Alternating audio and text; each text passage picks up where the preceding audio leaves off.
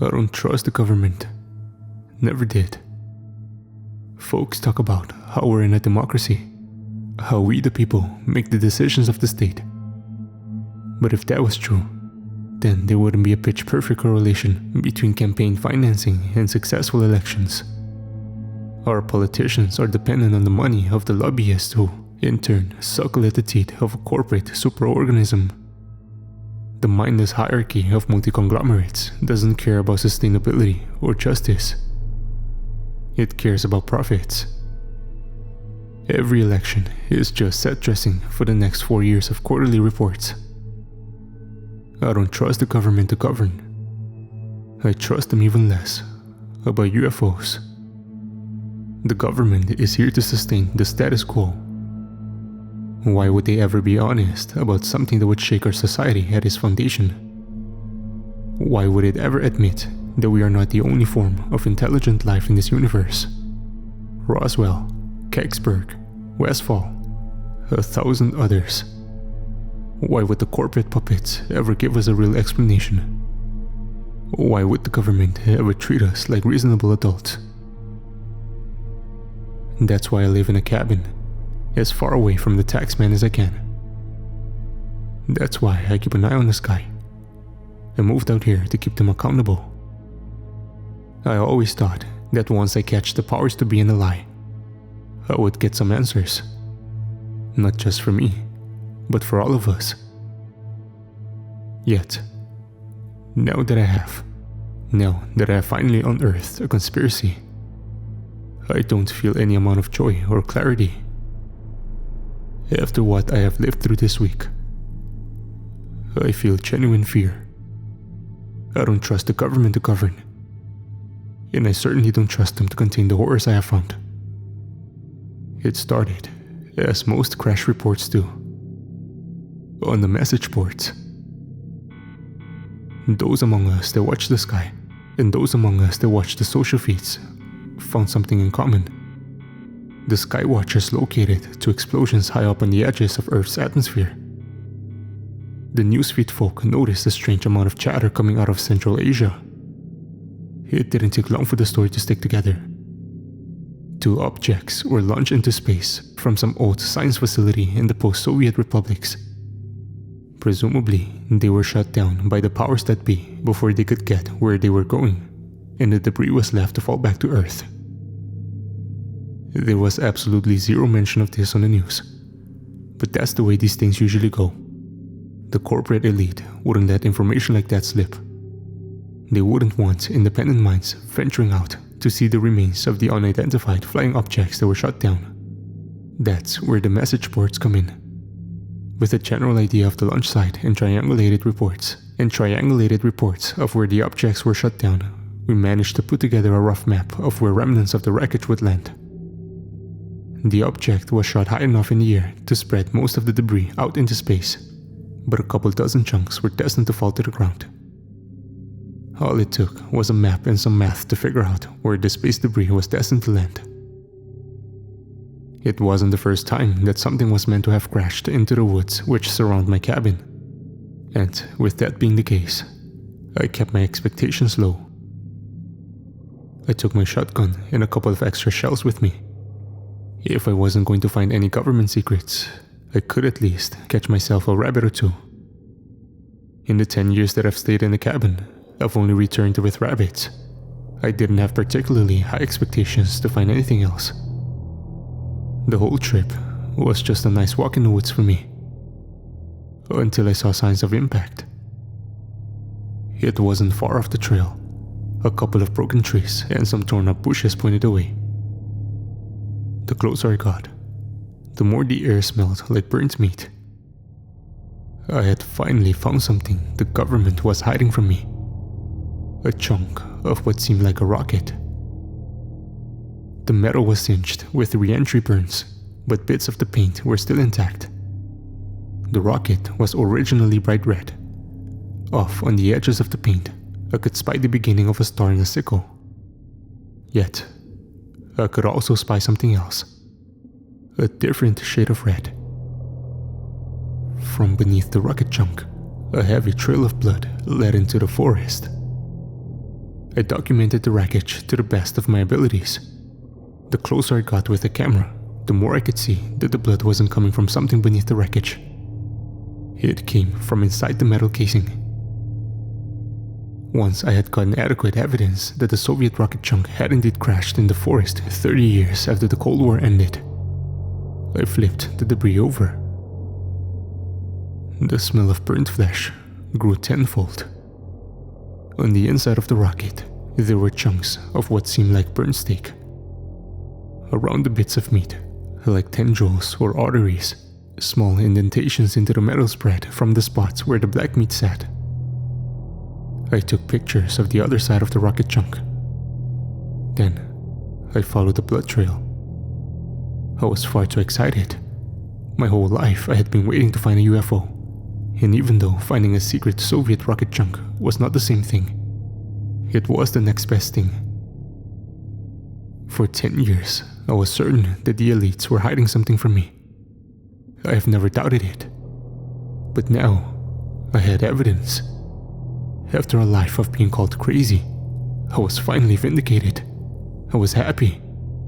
Not once did I question whether following that trail of blood was a good idea. The crimson marks started to grow sparser, but fresher. They led me to a rabbit burrow coated with blood. My phone's flashlight didn't reveal anything other than wet dirt. I knew better than to stick my hand into the hole. Instead, I walked over the burrow and stomped. Sometimes wounded animals get panicked enough to escape their hiding spots when they felt endangered. I figured that whatever was hiding inside of the hole might do the same. The ground beneath me rumbled ever so gently. Something was moving in the burrow. I trained my shotgun at the exit. Of course, I would prefer to catch whatever was hiding in the hole alive. But I wasn't going to let it get away. Dead or alive, it would serve as evidence that me and the other people like me are not insane. I stomped again. More rustling from beneath my feet. Something was trying to get out. I stomped once more. A head popped out of the hole. At first sight, the creature looked like an oversized rabbit with bloated skin and mangled fur. Yet, the moment the creature turned to face me, I knew I was dealing with something well outside the realm of animals. Two mismatched black eyes stared at me from a bloody snout. 3 long strands of pulsing flesh hung from its mouth. The creature leapt at me with a throaty growl. I filled its face with buckshot. The horrid rabbit was propelled backwards by the blast. The creature looked like a Play-Doh model put together by an infant. Its long mismatched limbs twisted on the forest floor. My shot was straight. I was pretty sure the beast was on its way out. I lowered my shotgun. Suddenly, the animal was on its feet. A face of blood and raw flesh stared back at me with uneven eyes. Before I could even lift the gun, the creature was in the air. Those 3 strands of flesh met my right shoulder like a dagger. They went through straight to the bone. The raw pain surging through my body made the world a burning blur. Yet, the pain helped in a way. It triggered the thousands of dollars worth of survival classes I had taken. In one swift motion, I pulled the shotgun to my right shoulder and hooked my numb fingers over the trigger. The creature flew once more. But when it hit a nearby tree, it went completely limp. My right hand was completely numb, but with the cocktail of adrenaline and agony burning through my body, I somehow managed to eject the shells and plant new ones. I shot the limp body of the malformed rabbit one more time, just in case. It didn't move again. The last thing I wanted to do was to call the police. The message boards were considerably more trustworthy and organized. Yet, phone data so far off from 5G towers is a rarity. The closest internet connection was back at my cabin.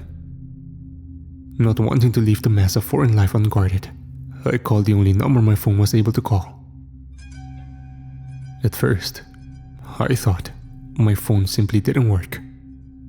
I couldn't hear anything from the other side. That's when I realized there was blood coming out of my right ear. The shotgun blast had incapacitated the rabbit, but it had also knocked out half of my hearing. There was a bit of blood on the screen, but when I switched the phone over to my left ear, I could hear the dial tone reasonably well. The police were not helpful. It took nearly an hour to pass me around to someone who didn't think I was crazy. The moment I started talking about the remnants of a Soviet-era rocket, however, my phone journey quickened. I was connected over to a man who didn't introduce himself or ask for details about my findings. He simply said he would send a retrieval team over as soon as possible. When I asked him if he needed my coordinates, he told me my phone would give him all the information he needed. Then, he hung up. The creature was moving again. The movement was much less pronounced than before. I didn't notice it until I hung up the phone. But, like wet clay squeezed into a rabbit skin, the flesh of the creature started to slowly seep out. I unloaded another blast into the creature and refilled the cartridges. It stopped moving, for a while at least. There weren't enough shells in my jacket to make me feel safe. There wasn't any amount of ammo in the world that would make me feel safe. For hours I sat with the creature, shooting it whenever the flesh started to bubble once more. The intervals between movement grew longer and longer, yet that didn't change the fact that the beast refused to die. Blood from my ear spilled out to my shoulder, yet there was no wound where the rabbit had bitten me. My clothes were torn, but the skin where the rabbit's fleshy teeth cut my bone looked untouched. I decided not to worry about myself. I decided only to worry about the mass of invincible flesh that was bubbling before me. I emptied my last shell into the creature just as the sun was setting. By then, it looked less like an animal and more like ground beef rolled around in a helping of blood and twigs. My nerves were starting to get the better of me. I was starting to consider running back for more ammo, or abandoning the abomination of flesh entirely. That's when they showed up. With flashlights beaming from their heads, they made their way through the coming darkness. There were 3 of them. 2 wore rifles around their shoulders, and the third carried some sort of glass box. The moment they saw me, they raised their weapons. Their voices were not calm. Seeing that mass of flesh made them just as nervous as I was. The spook with the glass box went about containing the creature, but my attention was wrapped up in the guns. I dropped my empty shotgun. This gesture of goodwill did nothing to appease the government men. They argued among themselves in hushed voices, yet voices I could hear regardless. One of them was insistent on me being shot. I saw too much. I knew too much. The other refused to execute a civilian. It pains me to say this, but I begged. I had moved away from civilization so that I could live free without the government's hands in my business. Yet I still ended up begging those jackboot enforcers of the status quo to let me live. The merciful one took away my phone and made me promise I would never tell anyone about what I had seen. I knew I would be writing a report on the message boards the moment I came home. But it wasn't until the hazmat troop started to leave that I decided to inform the wider public. I told them about the other impact sites we had mapped out. I warned them of the potential danger of those flesh creatures going unchecked. They ignored me. They simply thanked me for my service to my community and left.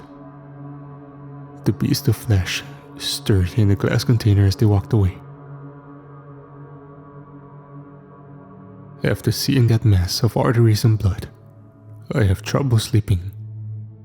Whatever that thing was, it wasn't something that was meant for human eyes.